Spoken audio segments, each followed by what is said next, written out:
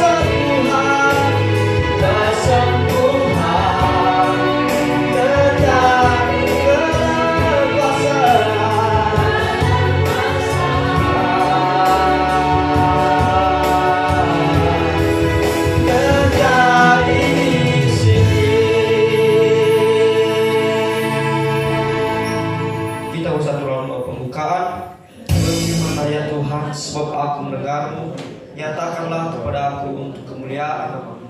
Penuhilah jiwaku dengan kasih karunia Tuhan. Jemaat dipersilakan duduk.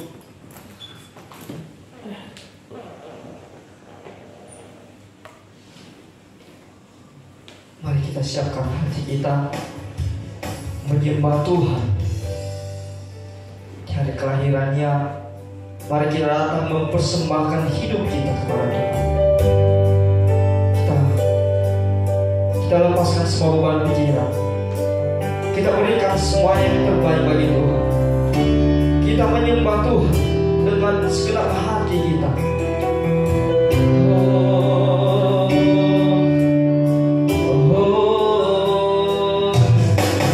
Kau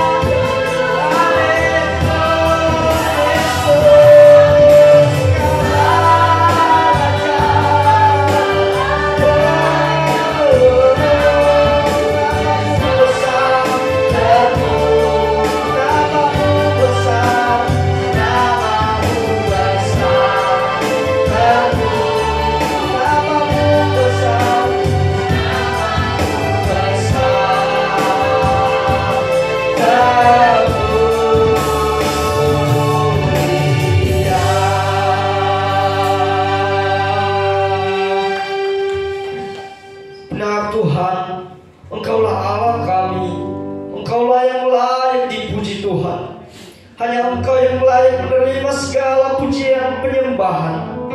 Sebab Engkaulah Allah, Raja di atas segala raja. Hosana bagimu Tuhan. Engkau lahir ke dalam dunia. Pada saat siang hari ini kami memperingati bukti kasih-Mu Tuhan yang telah Engkau nyatakan dalam hidup kami. Bahkan Tuhan, kami sungguh bersyukur pada saat pagi hari ini kami masih boleh ada. Tuhan menganugerahkan kami nafas kehidupan. Terima kasih Tuhan. Tiada sesuatu apapun yang bisa kami berikan untuk membalas segala kebaikan-Mu. Hanya pujian penyembahan, ucapan syukur kami yang kami panjatkan di hadapan-Mu Tuhan. Kiranya Tuhan, Kau layakkan setiap kami. Kau jamah setiap kami. Engkau urapi setiap kami yang di tempat ini. Sehingga Tuhan, kami benar-benar merasakan kasih Tuhan, merasakan sukacita Natal yang daripada Tuhan. Sehingga hati kami, ketika kami setelah beribadah, tidak pulang begitu saja, tetapi kami beroleh damai sejahtera yang daripada Tuhan.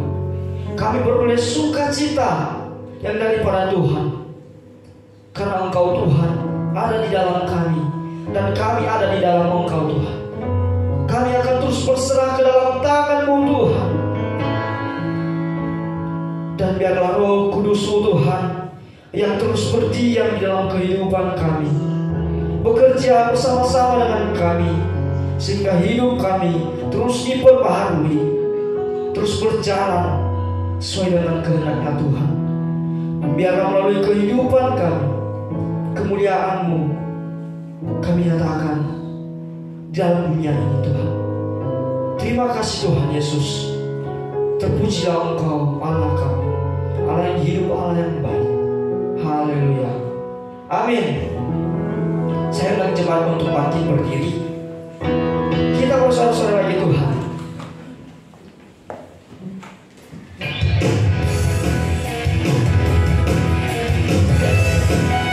Sebab ini adalah hari Natal.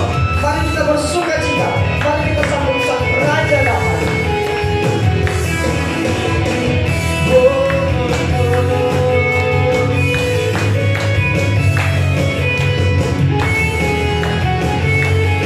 Mari kita bersama-sama bersorak-sorai bagi Tuhan.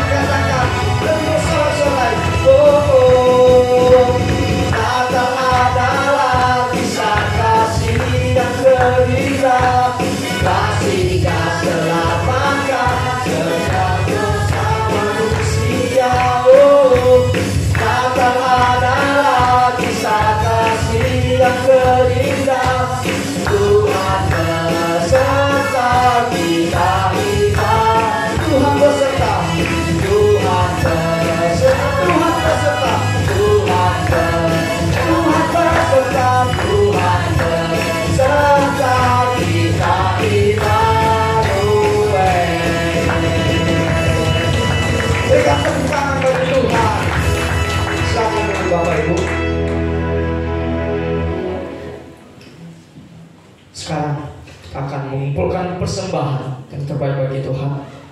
Kita berikan persembahan dari hati kita, berikan yang terbaik dengan hati yang tulus, dengan hati yang ikhlas. Kita bersorak-sorai, kita angkat pujian bagi Tuhan.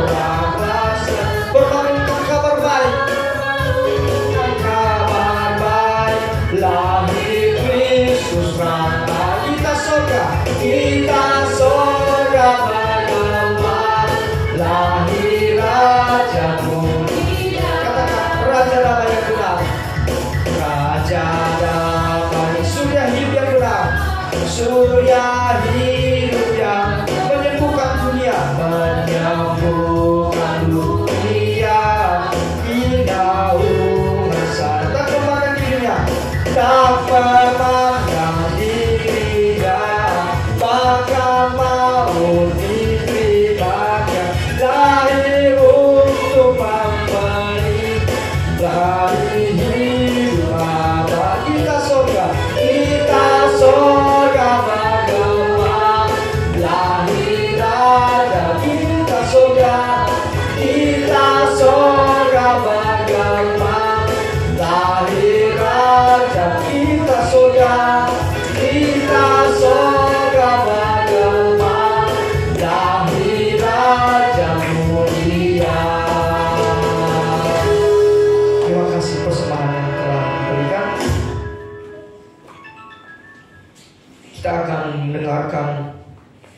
Firman Tuhan yang akan disampaikan oleh hambanya Pak Pendeta Hasibuan.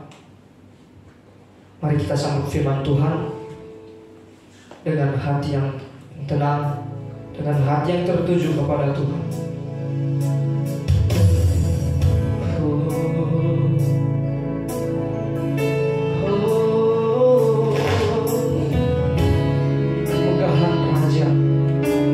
Dalam kemuliaan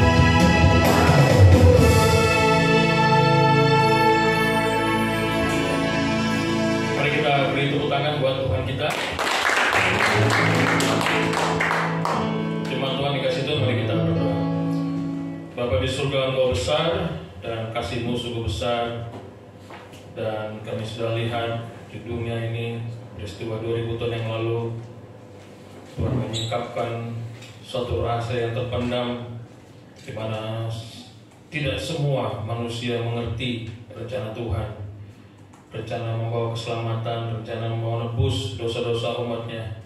Bahkan hingga saat ini pun juga masih banyak kami melihat di dunia ini orang tidak mengerti pernyataan kasih Allah yang sudah tersimpan berabad-abad kini diungkapkan, tapi banyak sekali orang yang tidak bisa mengerti apa makna Natal itu.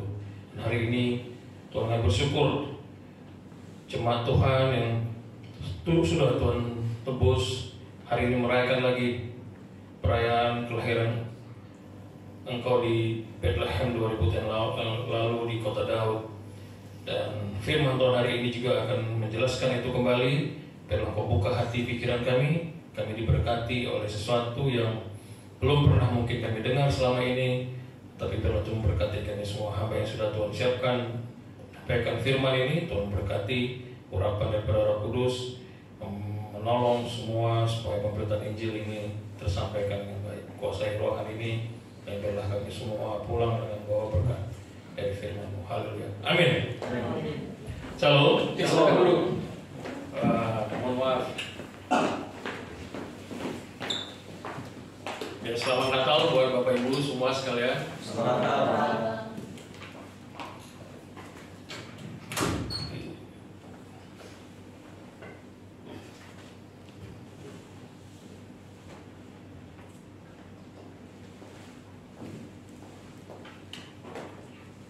Oke. Ini kok tidak full ya?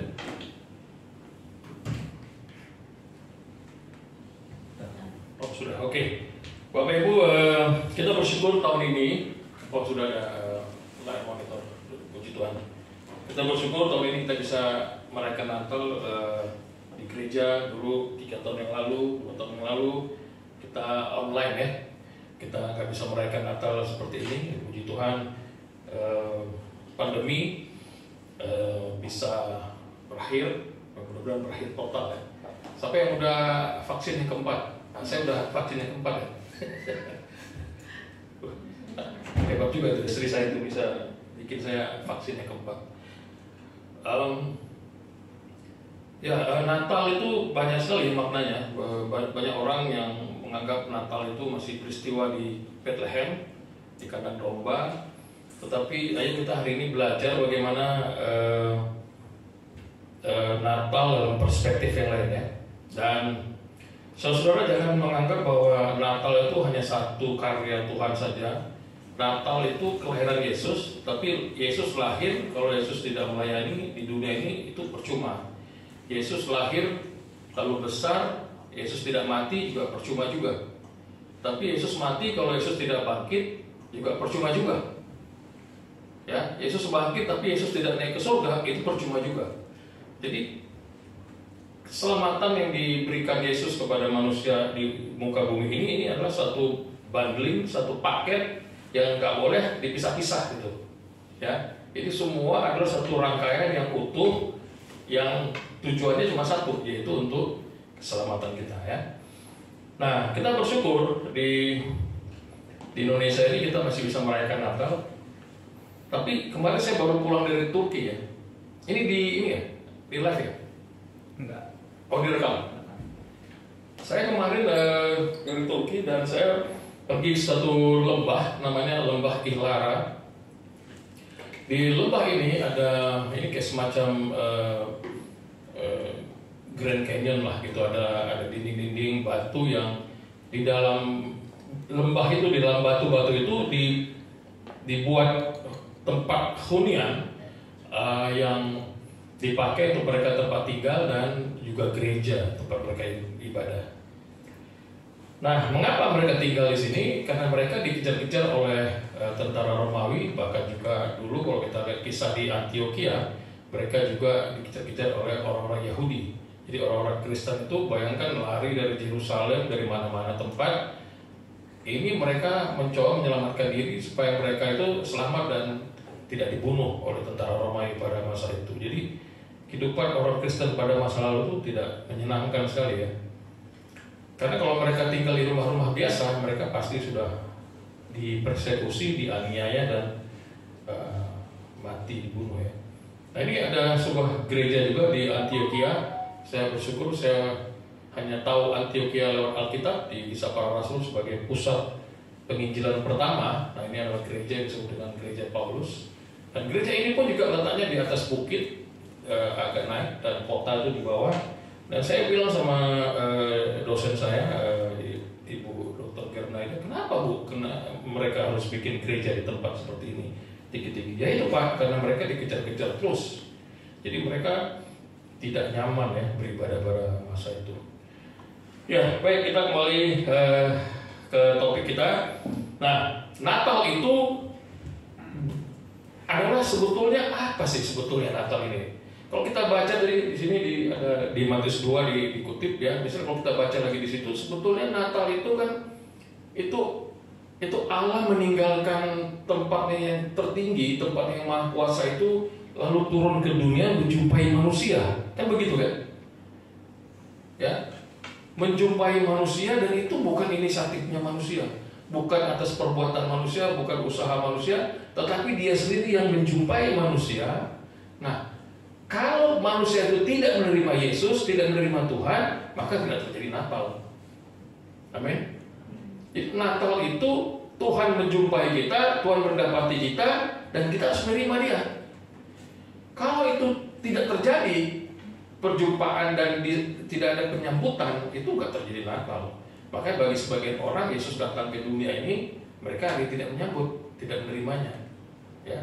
Jadi Natal ini substansinya adalah pertemuan yang diinisiasi oleh Allah dan manusia harus menyambutnya. Ya, nah ini sepakat dulu nggak ya? Sepakat ya? Sepakat. Nah kalau sepakat, ayo kita buka ayatnya. Matius 1 ayat 18 sampai 23 ya. Ini baca sana aja ya. Kelahiran Yesus adalah sebagai berikut. Titik 2. Pada waktu Maria, ibunya bertunangan dengan Yusuf, ternyata ia mengandung dari Roh Kudus sebelum mereka hidup sebagai suami istri. Ini luar biasa ya. Sebenarnya ayat 18 ini bisa kita elaborasi dengan luas sekali nih ya. Mengandung dari Roh Kudus. Jadi startingnya itu dengan Roh Kudus gitu. Bapak Ibu, waktu Bapak Ibu lahir baru, itu siapa yang membuat Bapak Ibu bisa lahir baru? Itu Roh Kudus kan. Jadi Bapak Ibu start menjadi orang Kristen yang sesungguhnya itu ketika lahir baru kan, ketika reborn gitu kan. Dan itu semua adalah perbuatan Roh Kudus tuh. Ayat 19. Karena Yusuf suaminya seorang yang tulus hati dan tidak mau mencemarkan nama istrinya di muka umum, ia bermaksud menceraikannya dengan diam-diam. Tetapi ketika ia mempertimbangkan maksud itu, malaikat Tuhan tampak kepadanya dalam mimpi dan berkata, Yusuf, anak Daud, janganlah engkau takut mengambil Maria sebagai istrimu, sebab anak yang di dalam kandungannya adalah dari Roh Kudus. Ia akan melahirkan anak laki-laki dan engkau akan menamakan dia Yesus, karena dialah yang akan menyelamatkan umatnya dari dosa mereka. Nah, khotbah saya adalah kalimat terakhir dari ayat 21 ini, karena dialah yang akan menyelamatkan umatnya dari dosa mereka. Jadi ini adalah tugas atau tujuan utama daripada Yesus lahir ke dunia. Karena Yesus adalah yang mampu, yang diutus oleh Tuhan untuk menyampaikan kabar keselamatan itu, dan dia buktikan bukan cuma menyampaikan kabar keselamatan saja, dia tunjukkan kasihnya lewat kematiannya di kayu salib. Bapak Ibu yang dikasih Tuhan Yesus, nah ayat ini sebetulnya kita peristiwa ini kita bisa bagi dua sebetulnya. Yaitu pertama begini, ini kan waktu disampaikan oleh malaikat, Yesus kan belum lahir, setuju nggak? Paham ya? Ini belum lahir ya, masih mau ngomong, berdialog sama Yusuf. Karena Yusuf tuh merasa, masa sih saya menikah sama perempuan itu sudah hamil, saya kan nggak ngapa-ngapain, nanti kan nggak enak, gimana segala macam. Dia mau kabur kan gitu kan. Lalu Yusuf dihadang oleh malaikat menyampaikan, Yusuf jangan kabur ya, karena dia ini mengandung bukan dari mana-mana, ini dari Roh Kudus. Nah, ini ada kita bagi dua nih dari segi waktu. Ini adalah kita bisa lihat ini dari segi pre-eksistensialnya Tuhan Yesus. Jadi sebelum keberadaan Tuhan Yesus, dia sudah dinubuatkan. Bahkan jauh sebelum malaikat berkata ini pun, kalau kita baca di kitab Nabi-Nabi, di kitab Yesaya, Mika dan seterusnya, atau bahkan di Matius ini. Jadi Yesus itu akan datang menjadi juru selamat. Jadi ya, gitu kan? Dinubuatkan seperti itu. Tetapi untuk melihat ayat ini juga kita tidak berhenti situ saja. Nah, kita juga akan lihat gimana sih setelah Yesus lahir ke dunia itu, apa yang dia lakukan dan bagaimana seterusnya kan. Nah, jadi kita ambil saja nih ayat ini, ada capture aja ayat ini, karena dialah yang akan menyelamatkan umatnya dari dosa mereka. Bapak Ibu, saya akan menyampaikan ada 4 hal dari kalimat ini yang saya lihat tadi dari sudut yang sebelum dan dari sudut sesudah Yesus ada ke dunia ya. Yang pertama, Yesus lahir ke dunia sesuai dengan kehendak dan tujuan Allah. Ya. Dan tidak ada orang di dunia ini lahir tanpa tujuan. Minimal dia punya satu tujuan ketika dia lahir ke dunia. Banyak sekali ada bapak ibu, orang tua gitu ya, ketika ditanya, "Pak, apa tujuan Bapak lahir? Bapak ada di dunia ini?" Ya, dia mengatakan, "Saya nggak tahu, saya mau ngapain di dunia ini. Mungkin saya cuma lewat aja terus mati." Ya, sayang sekali ya. Tuhan Yesus itu datang ke dunia ada tujuannya. Mungkin ada juga berkata begini, "Pak, dulu kan saya lahir karena bapak dan ibu saya ditangkap hansip karena mereka kedapatan pacaran di taman, lalu saya lahir. Jadi saya anak yang nggak diinginkan, Pak." Gitu ya. Jadi tidak ada anak haram, yang ada bapak dan ibu yang haram tuh. Setuju nggak? Jadi tidak ada. Ini kok udah pada ngantuk ya? Hah? Belakang ada kamar mandi cuci muka. Jadi tidak ada satu orang pun di dunia ini yang tidak punya tujuan, ya, merasa apa nih? Tuhan tuh menginginkan saya mau ngapain di dunia ini? Ya, gak ada seperti itu. Minimal ada satu atau beberapa ya orang tuh hidup di dunia sehingga manusia mengerti bahwa oh iya, ini yang kehendaki Tuhan ketika saya ada di dunia ini. Jadi saya di dunia bukan numpang lewat saja gitu ya. Dan Bapak Ibu bisa temukan di mana ya, di Alkitab juga banyak ya, atau Bapak Ibu membuat sendiri definisi Bapak Ibu lahir ke dunia ini, hidup di dunia itu apa gitu. Ya kan? Mungkin Bapak Ibu merasa oh saya di dunia ini untuk supaya anak istri saya sama-sama berangkat ke surga, nanti ketemu Tuhan di surga. Ya, bisa aja definisikan seperti itu. Ya kan? Jadi jangan ada sampai ada satu orang pun di Jumat ini yang nggak mengerti dia hidupnya itu mau ngapain gitu ya. Nah, kalau nggak yakin, mari kita buka 29 ayat 11 ya Yeremia. Di Yeremia 29 ayat 11 ini dikatakan, "Sebab aku ini," Tuhan maksudnya, "aku ini mengetahui rancangan-rancangan apa yang ada padaku mengenai kamu. Demikianlah firman Tuhan, yaitu rancangan damai sejahtera dan bukan rancangan kecelakaan, untuk memberikan kepadamu hari depan yang penuh harapan." Nah ini juga gitu. Saya ingin bagi ayat ini menjadi 3 bagian waktu ya. Masa lalu, masa sekarang, dan masa yang akan datang. Nah, masa yang lalu itu adalah di kalimat pertama. "Sebab aku ini mengetahui rancangan-rancangan apa yang ada padaku mengenai kamu." Jadi rancangan itu sudah dibuat nih di sini, di masa lalu. Sudah dibuat. Lalu Tuhan berkata, aku tahu nih rancangan yang aku buat untuk kamu. Berarti sudah dibuat di masa lalu. Setuju nggak? Ini sederhana kan ya, sederhana ya. Sudah tahu. Berarti kalau sudah tahu berarti sudah ada dong. Dokumennya sudah ada, planningnya sudah ada, perencanaannya sudah ada. Aku tahu karena sudah ada. Kapan? Ya sebelum Bapak Ibu lahir. Setuju nggak? Nah, lalu ini rancangannya disampaikan nih ke Nabi Yesaya. Hari ini firman Tuhan berkata kepada Bapak Ibu, "Aku tahu rancangan tentang kamu semua ini." Berarti sudah ada dong rancangannya. Nah, lalu pada bagian terakhir kalimat berbunyi begini, yaitu rancangan damai sejahtera. Itu isinya adalah damai sejahtera, bukan kecelakaan, untuk memberikan kepadamu hari depan yang penuh harapan. Hari depan kapan? Kemarin atau sekarang? Besok, besoknya lagi, ya 10 tahun lagi, 20 tahun lagi, sampai kita mungkin dipanggil lagi oleh Tuhan. Jadi itu masa yang akan datang. Nah jadi, tapi Tapi kalau misalnya kita tidak mengerti ini dan kita hidup semaunya saja, berarti kita berada di luar ini loh, di luar orbitnya Tuhan, di luar rancangannya Tuhan. Padahal sudah ditetapkan, kamu akan begini, kamu akan begini, kamu akan begini. Setuju ya? Ya, di hari depan yang penuh harapan. Nah, kalau kita baca satu lagi betapa Tuhan itu sayang sama kita dan menghargai kita di Yesaya 43:4 dikatakan, oleh karena engkau berharga di mataku dan mulia, dan aku mengasihi engkau. Ya karena Tuhan itu sayang sama kita dan berharga, enggak mungkinlah kita ini ditetapkan suatu tujuan dalam hidup kita yang tidak penting bagi Tuhan. Enggak mungkin. Ya, tujuan yang ditetapkan oleh Tuhan bagi kita itu sangat penting. Sama seperti Yesus lahir ke dunia dengan satu tujuan yang sangat penting. Bagi siapa? Bagi keselamatan manusia. Amin. Nah ini, jadi kita sangat berharga. Yang membuat kita tidak berharga itu adalah karena Bapak Ibu, kesebelah Bapak Ibu, teman atau tetangga di kantor menganggap nggak berharga tuh. Padahal Tuhan menganggap kita berharga. Tapi kita melihat orang lain nggak berharga. Padahal kita merasa diri kita berharga di mata Tuhan. Termasuk saya sendiri juga. Karena saya suka sebel sama orang itu. Kok orang ini kok begini ya, bikin masalah melulu di kantor. Bohong loh, janji-janji loh, nggak tepat kerjanya, katanya mau begini, selesai tapi nggak selesai, kita jadi bermasalah. Kan sebel nggak gitu? Tapi kita tahu dia anak Tuhan dan dia berharga di mata Tuhan. Amin.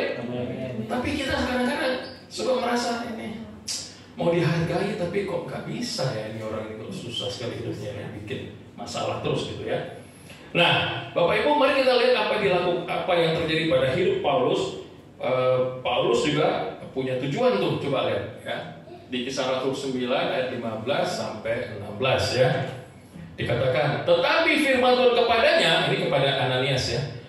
Pergilah, sebab orang ini adalah alat pilihan bagiku untuk memberitakan namaku kepada bangsa-bangsa lain serta raja-raja dan orang-orang Israel. Aku sendiri akan menunjukkan kepadanya betapa banyak penderitaan yang harus dia tanggung oleh karena namaku. Jadi Paulus itu ya, walaupun dia ini dulu adalah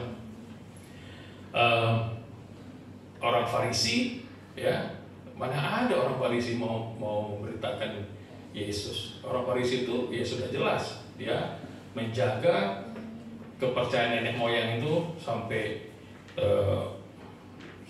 apapun yang terjadi kan gitu ya. Jadi Paulus ini dikatakan, aku akan menunjukkan kepadanya betapa banyak penderitaan yang harus dia tanggung karena namaku. Sekarang saya mau nanya ya, namanya siapa? Drian. Hah? Drian. Ini Drian ini ya, waktu 9 bulan dikandung ibunya ya. Lalu si Drian diomongin sama malaikat, Drian, ini 3 detik lagi kamu keluar dari perut ibumu, kamu akan masuk ke dunia. Lalu dibaca nih ayat 16 nih, akan banyak penderitaan yang harus kau tanggung oleh karena namaku, ya kan? Kakinya udah keluar nih dari perut mamanya. Kira-kira masuk lagi nggak kakinya? Masuk lagi. Ya, ngapain menderita di dunia? Buat apa menderita di dunia? Benar nggak? Balik lagi aja deh, nggak usah lah, batal deh. Jadi nggak ke dunia itu. Nah Paulus ini, dia dikatakan dia harus menderita di dunia karena namaku. Dan murid-murid Paulus, seperti yang saya tadi contohkan, itu lari dikejar-kejar orang Yahudi, lari dikejar-kejar tentara Romawi. Waktu saya ke Turki itu, ya, saya dikasih kesempatan bicara di dalam bis. Saya katakan begini, Paulus itu bukan kriminal, Paulus itu bukan seorang pembunuh. Kenapa Paulus itu mengejar orang-orang Kristen sampai ke Arab bagian utara, ke Damsyik? Itu karena nggak ada lagi orang Kristen di Yerusalem, itu sudah kabur semua, takut dibunuh oleh orang-orang Yahudi, sehingga dia harus mencari orang-orang Kristen yang lari kemana-mana kan. Nah, dia ini bukan kriminal, dia itu ingin mempertahankan agama nenek moyangnya itu yang sudah diajarkan turun-temurun dari sejak Ayub dan seterusnya, dari Yakub dan seterusnya itu. Mereka ingin mempertahankan itu, ya kan? Jangan sampai agama Yahudi ini habis nih gara-gara penyebaran Injil kepada penyebaran ajaran Kristen ini di tengah-tengah orang Yahudi. Itu tujuannya. Jadi bukan seorang pembunuh yang yang kerjanya membuat pembunuhan massal seperti itu, bukan. Ya. Tetapi ingin mempertahankan agar agama Yahudi ini terus eksis, gitu ya. Nah, waktu saya ke Tarsus, saya terus terang agak kecewa karena saya pikir saya berharap bisa bertemu dengan rumah Paulus di Tarsus, tapi yang saya temui adalah itu tuh sumurnya itu, ya kan? Dan saya minum air dari sumurnya Paulus. Nah, ini adalah pekarangan dari sekitar rumah Tarsus rumah Paulus di Tarsus. Itu nah ini kan kaca ya. Itu di bawahnya itu adalah bekas-bekas bangunan daripada rumah keluarga Paulus di Tarsus. Nah, itu udah dikaca, dibikin akuarium supaya mungkin nggak rusak ya. Tapi di sekeliling itu masih banyak batu-batu peninggalan zaman kuno ya, yang bangunan-bangunan rumahnya Paulus. Jadi Paulusnya adalah bersama keluarganya adalah seorang perantauan, atau disebut dengan istilahnya diaspora. Jadi bapaknya dulu tinggal di Tarsus, tapi dia kemudian setelah dia besar, dia kecil, dia berangkat ke Yerusalem, dia berangkat untuk belajar. Jadi sama seperti misalnya istri saya, mungkin dulu istri saya kan orang Cina, jadi mungkin dulu kakeknya dari Guangzhou sana mungkin baru pindah ke Indonesia. Nah, mereka itu adalah perantauan Cina yang ada di Indonesia. Yang mereka juga sama seperti itu. Jadi mereka adalah orang-orang Yahudi di Tarsus di Turki yang minoritas gitu ya. Dan memang kita ketahui pada zaman itu orang-orang Yahudi menyebar dari mulai Afrika Utara sampai ke Eropa Utara sana. Jadi orang Yahudi ada di mana-mana.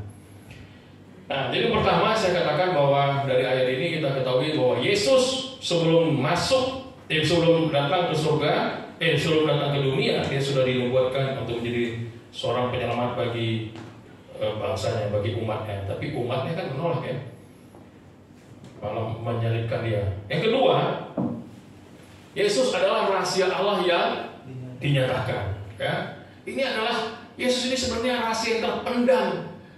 Paulus mengatakan itulah yang kami beritakan itu, yang rahasia selama ini terpendam itu, inilah yang kami beritakan kemana-mana. Gitu. Dan orang lain nggak mengerti tentang ini. Ya, kita coba baca di Roma 16 ayat 25 sampai 27. Bagi Dia yang berkuasa menguatkan kamu, menurut Injil yang kumasyurkan dan pemberitaan tentang Yesus Kristus, sesuai dengan pernyataan rahasia yang didiamkan berabad-abad lamanya, tetapi yang sekarang telah dinyatakan dan menurut perintah Allah yang abadi telah diberitakan oleh kitab-kitab para nabi kepada segala bangsa untuk membimbing mereka kepada ketaatan iman. Bagi Dialah ini credo, bagi Dialah satu-satunya Allah yang penuh hikmat oleh Yesus Kristus. Doksologi ini ya, Kristus segala kemuliaan sampai selama-lamanya. Amin. Jadi ini adalah suatu pernyataan. Yesus ini suatu pernyataan yang rahasia, yang selama ini terpendam, yaitu rencana keselamatan Allah untuk manusia, dan wujudnya direalisasikan dengan Yesus lahir ke dunia. Ya. Di Efesus juga dinyatakan begini, sebab Ia telah menyatakan rahasia kehendaknya, sebab Allah telah menyatakan rahasia kehendaknya kepada kita sesuai dengan rencana kerelaannya, yaitu rencana kerelaan yang dari semula telah ditetapkannya di dalam Kristus. Jadi ini tidak ada sedikit pun unsur usaha manusia untuk mengeluarkan rencana itu. Memang benar-benar inisiatif Allah, kerelaan Allah disampaikan kepada manusia. Ini loh rahasia untuk keselamatan manusia. Saya kadang-kadang merenungkan, ini penting sekali kan manusia ini bagi Tuhan gitu ya. Dan saya sih berharap jemaat di sini tuh sungguh-sungguh menghargai inisiatif Allah ini. Saya kadang-kadang suka mikir gini, kalau misalnya saya punya harta gitu ya, berapa 100 triliun kan, ya, di tabungan saya, lalu saya bilang sebelum saya mati saya bilang ini mana saya, Abigail, ini udah papa rahasiain ini bertahun-tahun, berpuluh-puluh tahun. Sekarang Bapak kasih tahu ya, Papa punya uang loh 100 triliun. Kira-kira gimana tuh anak saya? Setengah pingsan kali ya? Hah?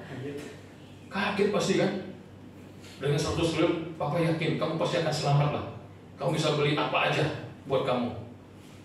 Ya kan? Mau beli mobil, mau beli rumah, terserah mau kemana aja, kamu pergi ke luar negeri.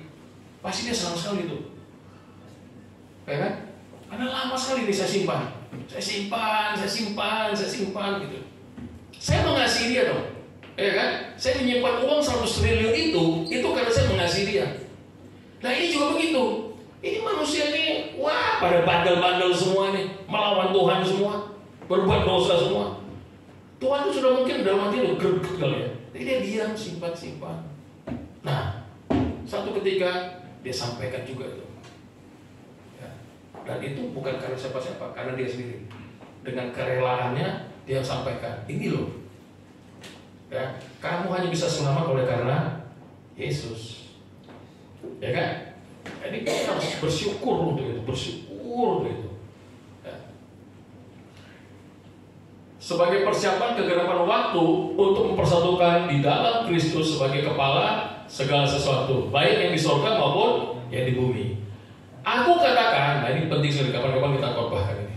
Ayat 11. Aku katakan dalam tanda kutip, di dalam Kristus, dalam bahasa Yunaninya en Christos gitu ya, di dalam Kristus, karena di dalam Dialah kami dapat bagian yang dijanjikan kami dari semula ditentukan untuk menerima bagian itu sesuai dengan maksud Allah yang di dalam segala sesuatu bekerja menurut keputusan kehendaknya. En Christos ini kita bisa temukan sekitar ada 70-an di dalam kitab Paulus, 13 kitab Paulus itu. Dan dia merasakan memang betul ketika dia memberitakan Injil, memberitakan nama Kristus, tanpa Kristus dia nggak bisa lakukan itu.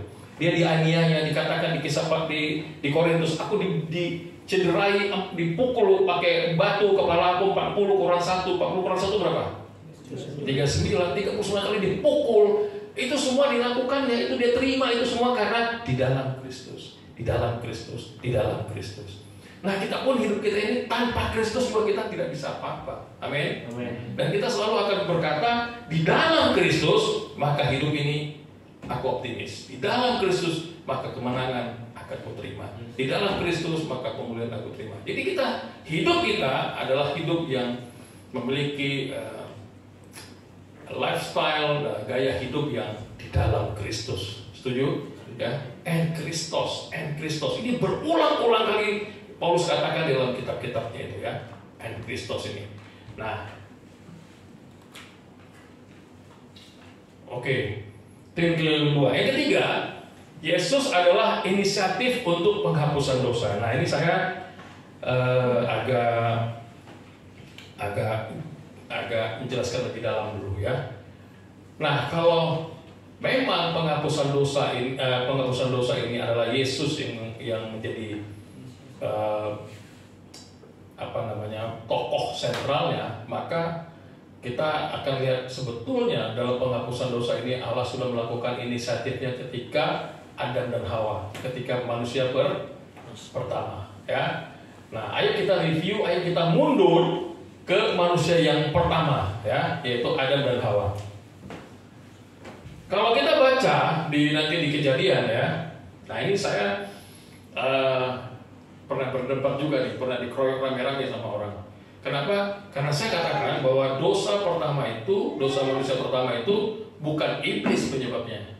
Yang menyebabkan manusia pertama itu berdosa itu ya karena manusia itu sendiri. Sebelum saya jelasin ini pakai ayat, saya mau jelasin gini. Setuju nggak bahwa manusia itu bisa berbuat dosa tanpa iblis? Setuju nggak? Setuju ya? Bisa nggak kita mengatakan tidak kepada dosa? Bisa nggak? Walaupun kita dipaksa-paksa berbuat dosa, bisa nggak? Bisa. Ya. Bisa nggak Eliezer menolak perintah nembak? Bisa kan? Bisa ya. Tapi kita nggak usah bahas itu ya.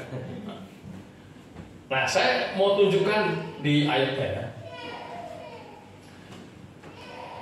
Nah, ini Allah menempatkan manusia kan di Taman Eden, ya. Nah, di Taman Eden itu kita tahu ada banyak pohon-pohon, ya kan? Di antara pohon-pohon itu ada juga yang boleh dimakan, boleh yang tidak, ya. Setuju ya? Nah, mari kita baca ayatnya. Kejadian 2 ayat 8 sampai 9. Selanjutnya Tuhan membuat taman di Eden, di sebelah timur. Disitulah ditempatkannya manusia yang dibentuknya. Jadi Taman Eden, lalu ada manusia. Oke. Lalu Tuhan Allah menumbuhkan berbagai-bagai pohon dari bumi yang menarik dan baik untuk dimakan buahnya. Jadi di situ ada kedondong, ada matoa, ada durian petruk, durian musangking, banyak. Semuanya ini boleh dimakan. Manggis, mangga juga ada mungkin puluhan jenisnya. Jambu juga banyak, ya. Boleh dimakan semua. Ya. Dan pohon kehidupan di tengah-tengah taman itu. Ya, pohon banyak, lalu ada pohon kehidupan serta pohon pengetahuan tentang yang baik dan yang jahat, ya. Siapa namanya? Adik? Jevan. Devan. Oh, baca nggak ini nih? Coba baca ayat 9. Lalu Tuhan Allah menumbuhkan berbagai pohon dari bumi yang menarik dan yang baik untuk dimakan buahnya, dan pohon kehidupan di tengah-tengah taman itu, serta pohon pengetahuan tentang yang baik dan yang jahat. Ya, saya mau nanya. Yang di tengah-tengah pohon apa? Jevan, coba jawab. Pohon kehidupan. Pohon kehidupan, ya, simpan ya dalam memori ya. Oke. Sekarang ayat 16 sampai 17. Ayat 16 sampai 17 ya. Ini di bawahnya nih. Lalu Tuhan Allah memberi perintah pada manusia, semua pohon dalam taman ini boleh kau makan buahnya dengan bebas. Semua. Tapi, ada tetapinya yang 17. Pohon pengetahuan tentang yang baik dan yang jahat, jangan kau makan buahnya. Sebab pada hari yang engkau makan, pastilah engkau mati. Ini siapa namanya? Dasma. Ya, Dasmat ya. Ya. Pohon yang dilarang pohon apa? Pohon kehidupan. Pohon. Ini dibaca ini dong. Ini dibaca aja. Jangan pakai pikiran. Coba ini dibaca aja. Pohon pengetahuan tentang yang baik dan yang jahat. Oke, simpan ya. Yang di tengah-tengah pohon apa? Pohon kehidupan. Yang dilarang pohon apa? Pohon pengetahuan tentang yang Oke. baik dan yang jahat. Oke, setuju ya semua ya? Oke, sekarang kita lihat dialog antara ular dan Adam dan Hawa ya. Di pasal sebelahnya nih. Pasal 3 ayat 1. Adapun ular ialah yang paling cerdik dari segala binatang di darat yang dijadikan oleh Tuhan Allah. Ular itu berkata kepada perempuan itu, tentulah Allah berfirman, titik 2, semua pohon dalam taman ini jangan kamu makan buahnya, bukan? Lalu sahut perempuan itu kepada ular itu, buah pohon-pohonan dalam taman ini boleh kami makan, tetapi tentang buah pohon yang ada di tengah-tengah taman, Allah berfirman, jangan kamu makan, ataupun raba buah itu nanti kamu mati. Waktu ular itu berkata, semua nggak boleh dimakan, Hawa langsung berkata, tidak, semua kami boleh makan. Benar nggak? Benar nggak Hawa sampai situ? Benar. Karena kan tadi ayatnya berkata, semua makan pohon di sini boleh dimakan kan sama Tuhan. Ayat 3. Nah, tetapi tentang pohon yang ada di tengah-tengah taman, coba di tengah-tengah taman pohon apa? Pohon kehidupan. Nah, dilarang nggak pohon kehidupan dimakan? Tidak. Allah berfirman, jangan kamu makan buahnya ataupun raba. Yang dilarang buah apa? Yang dilarang? Pohon pengetahuan tentang yang baik dan yang jahat. Yang dilarang adalah pohon pengetahuan. Tetapi Hawa di sini berkata apa? Yang di tengah-tengah taman. Yang di tengah-tengah apa? Pohon kehidupan. Siapa yang ngajarin Hawa berbicara seperti ini? Ular.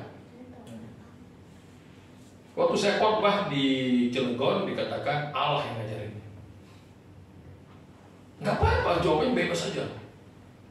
Karena saya bilang apa? Biasanya guru sekolah minggu mengajarkan yang menyebabkan Hawa berbuat dosa itu adalah ular. Saya juga diajarin guru sekolah minggu saya seperti itu. Ular, padahal ular cuma ngomong gini doang. Semua nggak boleh dimakan kan? Oh enggak, semua boleh dimakan, kata Hawa. Hawa benar dong, ya kan? Tetapi yang mengajarkan Hawa bicara seperti ini siapa nih? Kayak gini kok bisa? Kok bisa ada Hawa ini mempelintir, memanipulatif perintah Allah itu tuh? Kok bisa? Ini menjadi tanya-tanya besar. Yang dilarang adalah pohon pengetahuan yang baik dan jahat. Tetapi Hawa mengatakan di tengah-tengah loh yang kami dilarang. Padahal itu gak dilarang. Benar gak? Ini kan? Tetapi pohon pengetahuan yang baik dan jahat, jangan kau makan buahnya. Jadi, apakah iblis ya menjadi penyebab manusia jatuh dalam dosa? Saya berdebat, saya mengatakan, kalau berdasarkan ayat ini, harusnya manusia itu yang membuat kejatuhan dosa, sehingga kita sekarang menanggung akibatnya semuanya. Setuju nggak? Nah, oleh karena itu Alkitab adalah pusat cerita tentang manusia kan? Pusat cerita tentang bagaimana manusia ini diselamatkan, kan begitu kan?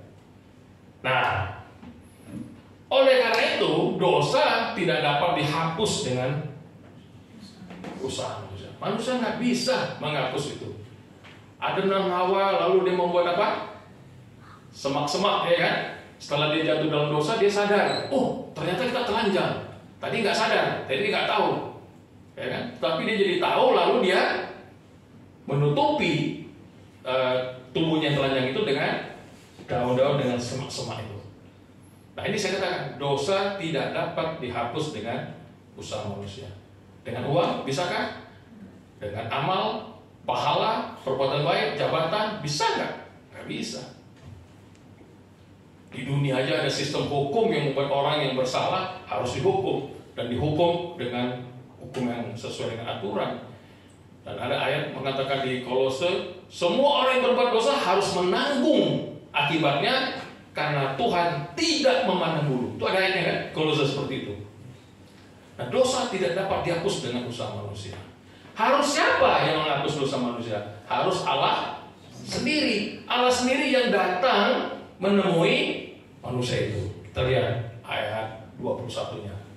Dan Tuhan Allah membuat pakaian dari kulit binatang untuk manusia dan untuk istrinya itu, lalu mengenakannya kepada mereka. Jadi, coba sini. Siapa namanya? Dasmak. Nah, Dasmak ini berhenti situ. Jadi dia menutupi ketelanjangannya dia dengan semak-semak, ya, dengan daun-daun yang ada di situ. Ini nggak berlaku bagi Tuhan. Tuhan tetap memandang dia sebagai orang yang berdosa. Setuju nggak? Ya kan? Lalu ini diganti, lalu dipakaikan kulit binatang, lalu dikenakan ke tubuhnya. Jadi harus Allah sendiri yang melakukan, dan itu dilakukan dengan caranya Tuhan mengenakan pakai kulit binatang. Baru Allah melihat dia ini baik di hadapan Allah. Silakan dulu. Masih. Nah, jadi nggak bisa Adam dan Hawa itu melakukan penutupan dosa itu. Jadi Natal sebetulnya sudah terjadi pada saat manusia peristiwa di Taman Eden itu, pada saat manusia jatuh dalam dosa itu. Allah datang sendiri. Kan di dalam pasal 3 itu kita bisa baca Allah mencari, mana Adam, kau di mana? Di mana kau? Apa Allah nggak tahu mereka ada di mana? Tahu. Kan Maha tahu. Masa Allah nggak tahu ada di mana? Ya kan? Tapi Allah ingin menjelaskan kepada Adam, kamu di pihak mana sekarang? Di pihak sana atau di pihak sini? Ya. Jadi Allah sendiri yang mendatangi, mencari manusia itu, dan membenarkan manusia itu dengan kulit binatang. Jadi Natal sebetulnya sudah terjadi itu pada saat peristiwa di Taman Eden itu. Itulah Natal pertama. Allah sendiri yang turun mendatangi manusia. Nah, satu kali lagi Tuhan akan menjumpai dan menjemput umatnya. Kapan? Pada saat rapture, pengangkatan. Ya. Ini yang keempat yang mau saya sampaikan dari ayat tadi. Tuhan menjemput umatnya, 1 Korintus 15 dan 52.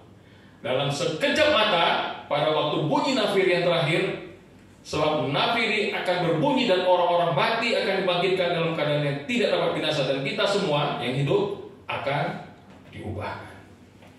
Itu juga gitu, Tuhan turun ke awan-awan permai, nanti manusia datang menjemput, datang ke atas dijemput oleh Tuhan, ya kan?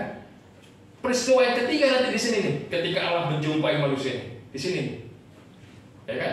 Tuhan tunggu manusia nanti terangkat. Lalu kita di bawah. Ini Natal yang ketiga nanti di sini belum terjadi. Natal pertama sudah terjadi. Natal yang kedua sedang Bapak Ibu rayakan hari ini, yaitu Yesus lahir ke dunia lewat Yusuf dan Maria. Tapi ada satu kali lagi nanti di mana Allah akan menjumpai kita dan membawa kita kepada surga. Dan sekarang ini Bapak Ibu gak usah lagi lihat,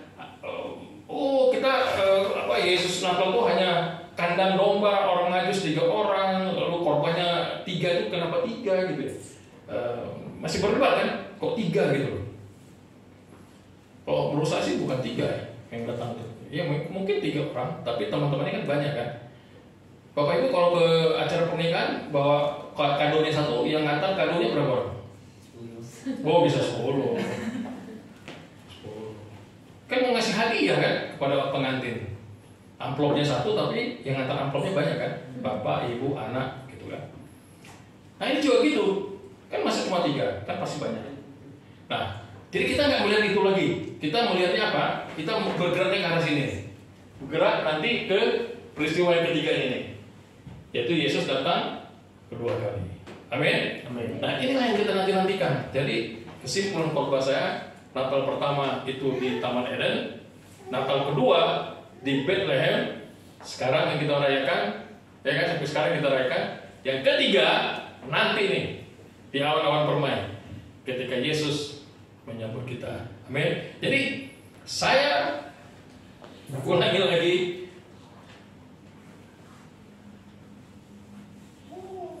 jadi kalau Natal adalah Allah menemui manusia, Dia yang transcender, Dia yang maha besar, mau turun pada manusia, ya, dan manusia mau menyambut Dia, maka itu terjadi Natal. Amin. Kalau memang ini prinsipnya, maka akan ada terjadi 3 kali, akan terjadi 3 kali bahwa Allah menjemput kita dan kita harus menerimanya, ya kan? Inilah Natal itu. Amin. Amin. Mari kita bangkit berdiri, kita berdoa. Tuhan, kami bersyukur Engkau berinisiatif menjumpai kami. Kami orang-orang yang berdosa, orang-orang yang layak dihukum mati dan binasa, tetapi Allah rela menemui kami. Dan kerelaan itu kami bersyukur, dan kami berharga sekali di mata Tuhan. Dan kami ingin terus dalam hidup kami bersyukur untuk apa yang sudah Tuhan perbuat dalam hidup kami. Bahkan lebih dari itu, ketika kami hidup di dunia ini pun Tuhan berbuat sesuatu yang luar biasa bagi anak istri, bagi gereja, bagi kehidupan kami semuanya. Tuhan membuat satu hal, berbagai hal, lewat mujizat Tuhan dan berkat-berkat yang Tuhan berikan kepada kami. Terima kasih Tuhan untuk keberkatan-Mu ini. Dalam nama Yesus kami berdoa. Amin.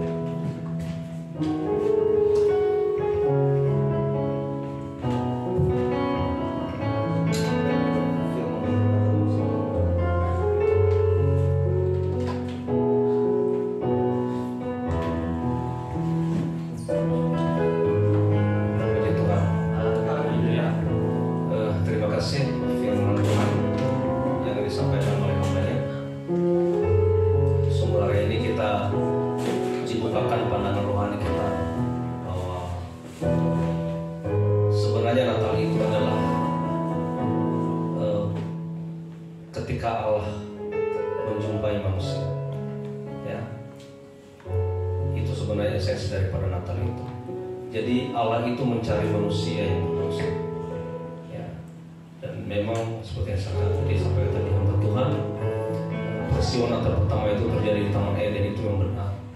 Dan yang kita kerjakan sekarang ini adalah Natal yang kedua.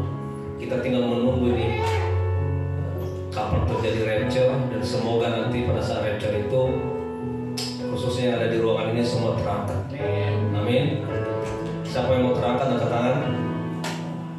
Haleluya. Memang kalau yang enak-enak semua pasti mau ya. Nah, itu yang enak-enaknya. Saya mau nanya yang sebaliknya. Siapa yang mau melayani Tuhan seumur hidupnya? Angkat tangan. Apa iya? Haleluya. Puji Tuhan. Nah, Bapak Ibu sekalian, mari kita semakin dibukakan ya, mata rohani kita oleh firman Tuhan. Ya. Artinya bahwa keyakinan yang kita yakini selama ini bukan keyakinan yang tidak punya dasar dan bukti. Kita punya Tuhan yang hidup. Makanya Pak Pendeta, kalau kita ini sudah ditebus oleh Tuhan dan kita ini kalau sudah mengerti kebenaran firman Tuhan, apakah kita ini masih boleh ngambung nggak, Pak? Masih boleh ngambung-ngambung nggak? Sedikit-sedikit tersinggung, sedikit-sedikit sakit hati. Gimana kalau tadinya Tuhan itu tersinggung sama Adam? Ketika sudah dilarang oleh Allah, kamu jangan makan buah ini. Tapi ternyata mereka mau makannya. Seharusnya kan Allah tersinggung ya. Gimana kalau tadinya Allah tersinggung dan dia tidak mau mengampuni Adam dan Hawa? Apa yang terjadi? Tapi kan Allah tidak. Allah tetap mengampuni, walaupun memang setiap berbuat dosa harus menanggung dosanya. Akhirnya kan makanya kan Yesus itu lahir ya, untuk supaya jurang pemisah antara manusia dan Allah itu bisa dikembang. Ya. Bapak Ibu sekalian, mari. Seberapa kita yang hadir saat ini, kita begitu menikmati kebenaran firman Tuhan hari ini ya. Kita semakin dididik oleh firman Tuhan, dan kita merayakan Natal itu bukan hanya merayakan Natal secara tradisi seperti dari dulu sampai sekarang. Natal datang, udah lama tidak ketemu teman, udahlah Natal lah, biar ketemu teman. Nah, tapi harusnya kita mengerti firman Tuhan apa yang disampaikan hari ini. Ya, mari Bapak Ibu sekalian, hendaknya kita semakin sungguh dalam Tuhan. Kita tidak tahu kapan rapture itu ada, dan sekali lagi kita berharap ketika rapture itu ada, kita bisa terangkat bersama-sama. Ya, terima kasih Pak Pendeta. Sebenarnya beliau ini tadinya sakit sebenarnya. Bilang asam uratnya lagi naik Pak. Iya. Asam urat lagi naik, kaki lagi bengkak. Makanya tadi saya tadi udah siapin khotbah sih. Takutnya kalau nggak bisa datang, saya mikir asam uratnya naik, kakinya lagi bengkak. Bisa naik ke lantai 3 ya. Tapi ternyata puji Tuhan bisa naik. Hah? Didorong sama siapa tadi? Didorong apa dipegangin Pak? Kayaknya kalau didorong nggak mungkin sanggup Pak. Dia takut tertimpa sama saya. Baik, mari kita angkat pujian buat Tuhan. Kita akan mengakhiri ibadah kita. Kita angkat pujian buat Tuhan yang berkata, firman berkata kau besertaku. Haleluya.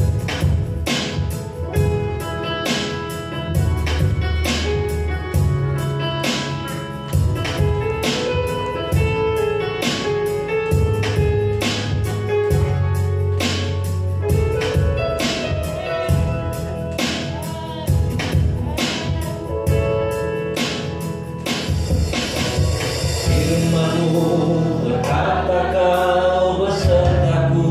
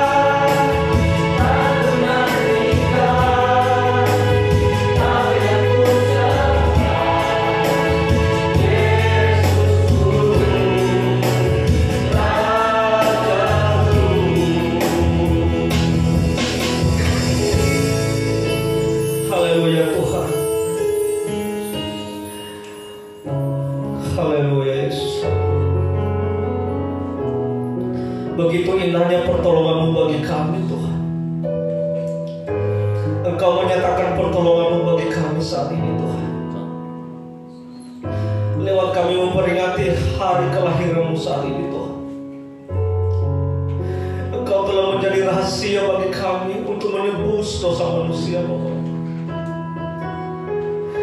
Kami tidak boleh menutup mata rohani kami akan hal ini Tuhan Yesus. Dan saat ini firman Tuhan telah membuka mata rohani kami semua, bahwa begitu berartinya kelahiran Kristus bagi kehidupan kami. Engkau merupakan rahasia Allah untuk menebus dosa kami. Engkau datang menjumpai manusia yang berdosa. Engkau datang bagi kami. Bagaimana ketika Engkau tidak datang bagi kami Tuhan? Bagaimana ketika Engkau tidak lahir, tidak mati, tidak bangkit dan tidak naik ke surga? Maka sia-sialah keimanan kami Tuhan Yesus. Ini merupakan suatu paket Tuhan Yesus untuk menyelamatkan kehidupan kami manusia berdosa. Terima kasih Tuhan, terima kasih Yesus. Begitu kami bangga memiliki Engkau Bapa. Tidak ada satu agama pun yang memiliki Engkau selain daripada kami pengikut Kristus. Kami begitu bangga memiliki Allah yang hidup, yang saat ini Tuhan Yesus Kau selalu memberikan kami kemenangan Bapa. Seharusnya kami ini semua binasa oleh karena dosa kami Tuhan. Tetapi Engkau telah menyelamatkan kami lewat kematian, lewat pengorbanan-Mu. Terima kasih Yesus, terima kasih. Ampuni segala dosa pelanggaran kami Tuhan. Jika kami yang telah diselamatkan ini oleh pengorbanan Kristus, sering kami mengecewakan Tuhan, sering kami menyalibkan Tuhan dalam hidup kami, sering kami melukai hati Tuhan. Ampuni kami Tuhan, ampuni kami Yesus. Tutup bungkus kami dengan kasih-Mu Bapa. Sucikan kami dengan darah, sehingga kami Tuhan Yesus tidak Tuhan lihat lagi dari dosa-dosa kami, tapi Engkau melihat kami dari kasih-Mu Bapa. Terima kasih Yesus, terima kasih. Berkati hamba-Mu yang telah Engkau utus bagi kami di tempat ini menjadi saluran berkat-Mu Bapa. Jika hamba-Mu juga masih dalam keadaan kurang sehat Tuhan, kami berdoa kiranya segala penyakit yang dialami oleh hamba-Mu saat ini, asam urat yang sedang naik Tuhan Yesus, kami berdoa lewat darah-Mu, lewat bilur-bilur-Mu, Engkau menyembuhkan penyakit hamba-Mu di dalam nama Tuhan Yesus Kristus. Sembuhkan penyakit hamba-Mu, pulihkan kesehatannya, berikan kesehatan yang sempurna Bapa, sehingga hamba-Mu memiliki energi yang kuat, memiliki tenaga yang, memiliki kesehatan yang sempurna untuk bisa melayani Tuhan dimanapun hamba-Mu Kau tempatkan, baik dalam pelayanan di gereja maupun Tuhan dalam pekerjaan yang Engkau pakai hamba-Mu sebagai saluran berkat Tuhan Yesus. Kau berkati rumah tangga hamba-Mu, anaknya, istrinya. Bila kiranya rumah tangga ini menjadi rumah tangga yang diberkati, tangan-Mu selalu terulur buat mereka, dan Engkau selalu melindungi mereka dimanapun mereka berada. Kau boleh menjadi saksi Tuhan, saksi Kristus bagi semua orang di tengah-tengah dunia ini Tuhan Yesus. Apapun yang mereka perkatakan bisa membuat orang lain bertobat. Terima kasih Bapa, terima kasih Bapa di surga. Kami berdoa juga Tuhan Yesus saat ini, seluruh sidang jemaat-Mu di tempat ini, sidang jemaat Gereja Pentakosta Indonesia, Gereja Wisata ini, Tuhan Engkau berkati Tuhan Yesus. Mulai dari orang tua sampai kepada anak kecil, Engkau berkati Tuhan. Bila kiranya Tuhan sidang jemaat di tempat ini, pada saat nanti Engkau datang menjemput kami di awan-awan yang perbaiki Tuhan Yesus, kami semua Engkau jemput dan kami terangkat semua bersama-sama dengan Engkau. Terima kasih Yesus, terima kasih Roh Kudus, terima kasih Bapa. Kami berdoa Tuhan Yesus, saat ini juga mungkin ada jemaat Tuhan yang sedang mengalami kurang sehat badan, mengalami sakit Tuhan. Kami berdoa Engkau sembuhkan mereka. Mungkin kesehatan, mungkin penyakit fisik, atau mungkin penyakit di rohani juga Tuhan. Kami berdoa Tuhan jamah mereka, Tuhan sembuhkan mereka di dalam nama Yesus Kristus. Anak-anak Tuhan di tempat ini menjadi anak-anak yang taat dan hormat kepada Tuhan. Mereka tidak mengutamakan kepentingan pribadi mereka, tapi mereka mengutamakan Tuhan. Apapun alasannya, Tuhan yang terutama dalam kehidupan mereka. Mungkin ada anak-anak Tuhan yang sedang merindukan pekerjaan juga. Berikan mereka pekerjaan yang terbaik Tuhan. Bukalah pintu berkat bagi mereka, sehingga mereka boleh mendapatkan pekerjaan yang sesuai dengan kehendak Tuhan. Mungkin juga ada yang merindukan keturunan, bukakan rahim mereka Tuhan, taruhkan Tuhan Yesus berkat dalam rahim mereka, taruhkan janin dalam rahim mereka Tuhan, sehingga mereka mengandung dan akan melahirkan anak-anak yang takut akan Tuhan, anak-anak yang Tuhan persiapkan menjadi alatmu untuk melayani Engkau Tuhan. Terima kasih Bapa, terima kasih Tuhan, terima kasih. Demikian juga Tuhan Yesus, kami berdoa buat seluruh pekerja di tempat ini, mulai dari gembala sidang, guru Injil, Sintua, dan seluruh para pelayan-pelayan Tuhan yang telah Engkau pakai untuk melayani di tempat ini. Tuhan, Engkau berkati kami semuanya Tuhan. Bila kiranya Engkau berikan kami hati yang teguh, hati yang taat untuk melayani Tuhan, apapun yang terjadi, maka kami tetap melayani Engkau seumur hidup kami Tuhan Yesus. Apapun profesi kami, apapun pekerjaan kami, tapi pelayanan itu yang terutama dalam hidup kami.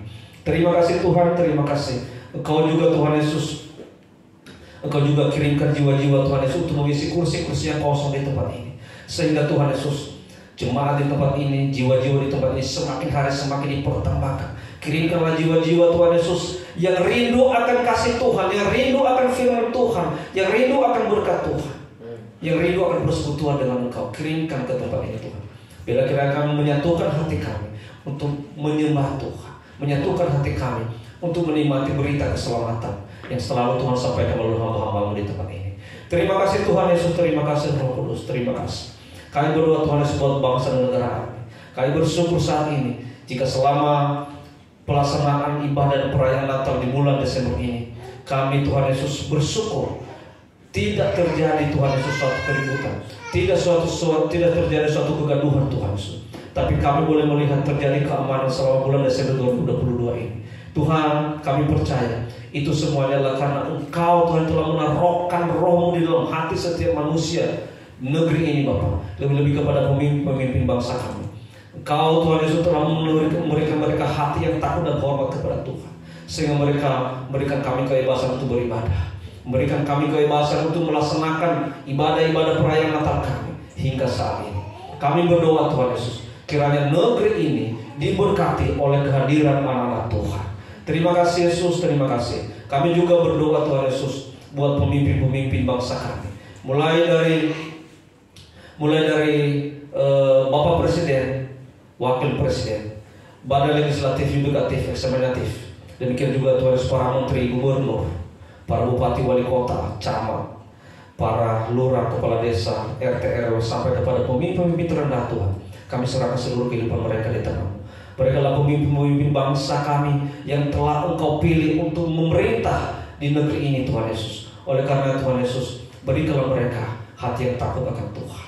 Terlebih Tuhan Yesus, bila mereka boleh memberikan kami kebebasan untuk bisa melaksanakan setiap ibadah-ibadah kami dan mendukung peribadatan kami. Bila perlu Tuhan Yesus, mereka menjadi orang-orang yang Tuhan tangkap untuk bisa percaya kepada Kristus. Itulah kerinduan kami Tuhan. Terima kasih Tuhan, terima kasih Yesus. Kami percaya Tuhan Yesus, dengan pertolongan Tuhan, maka kami ini boleh menjadi berkat dimanapun kami berada. Dimanapun kami berada Tuhan Yesus, kami boleh menjadi saluran berkat Tuhan lewat perkataan kami, tindakan kami, perbuatan kami, apapun yang kami lakukan, maka orang-orang boleh bisa menyaksikan pribadi Kristus dalam hidup ini. Terima kasih Tuhan, terima kasih. Kami juga berdoa Tuhan Yesus buat semua anak Tuhan telah memberikan persembahan buat Tuhan. Tuhan, Kau berikan tangan-tangan telah memberikan, Kau berkati pekerjaan mereka, berkati rumah tangga mereka, berkati setiap pelayanan mereka. Dan bila kiranya dalam hidup mereka berkat Tuhan berkelimpahan. Dan bila kiranya setiap juga Tuhan bersama dengan mereka ini bisa dipergunakan untuk memperluas kerajaan.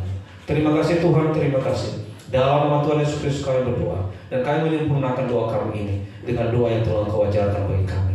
Bapa kami yang di surga, dikuduskanlah namamu. Datanglah kerajaan-Mu, jadilah kehendakmu seperti di surga. Berilah kami pada hari ini makan kami secukupnya. Ampunilah kami segala kesalahan kami, seperti kami mengampuni bersalah kepada kami. Jangan bawa kami ke dalam pencobaan, tetapi lepaskanlah kami daripada yang jahat. Karena Engkau yang punya kerajaan dan kuasa dan kemuliaan sampai selama-lamanya. Haleluya. Saudara kita sembah, kita berdiri.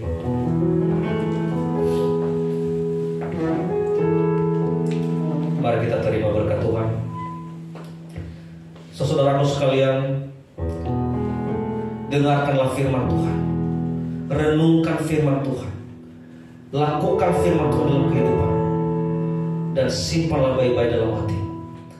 sehingga Tuhan berkat ini akan sempurna dalam hidup.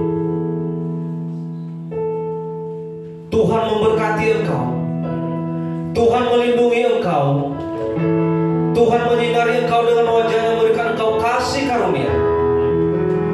Tuhan menghadapkan wajahnya kepadamu dan memberikan engkau damai sejahtera saat ini, kekal sampai selama-lamanya.